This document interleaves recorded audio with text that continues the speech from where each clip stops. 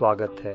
मेरे सामने एक Realme C71 स्मार्टफोन है और आज मैं आपको यह दिखाऊंगा कि आप इस डिवाइस को रिकवरी मोड में कैसे डाल सकते हैं। शुरू करने के लिए आपको सबसे पहले पावर बटन और वॉल्यूम अप बटन को एक साथ दबाकर रखना है और फिर अपने डिवाइस को पूरी तरह से बंद करने के लिए नीचे की ओर स्वाइप करना है।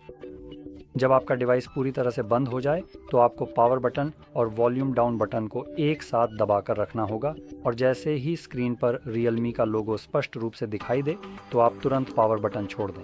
अब जब आप यह विशेष पेज यहाँ अपनी स्क्रीन पर देखेंगे, आमतौर पर इसमें नो कमांड लिखा हुआ होता है, लेकिन जो भी स्थिति हो, अब आपको पावर बटन को मजबूती से दबाकर रखना है और उसे लगातार दबाए रखते हुए वॉल्यूम अप बटन को भी दबाना है। तो इस तरह से, और यहाँ हमारा रिकवरी मोड है। अब यहाँ पर आपको विकल्पों के बीच नेविगेट करने के लिए वॉल्यूम बटन का उपयोग करना होगा और जो भी विकल्प चुना गया है उसे कंफर्म करने के लिए पावर बटन का उपयोग किया जाएगा। अब कैमरे में ये ऐसा दिखता है जैसे केवल एक ही विकल्प दिखाई दे रहा है, लेकिन वास्तव में यहाँ विकल्पों की एक सूची है, बस एक्सपोजर थोड़ा अजीब है।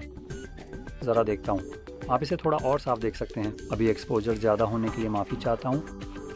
खैर चलिए जल्दी से विकल्पों को देख लेते हैं। हमारे पास है रीबूट सिस्टम नाउ जो हमें वापस एंड्रॉयड पर ले जाता है, रीबूट टू बूट लोडर जो हमें फास्ट बूट मोड में ले जाता है, ठीक वैसे ही जैसे दूसरा विकल्प। और फिर हमारे पास है अप्लाई अपडेट्स फ्रॉम ADB या SD कार्ड, वाइप डेटा या cash partition, mount system, view logs, run tests और पावर ऑफ। ये सभी विकल्प हैं।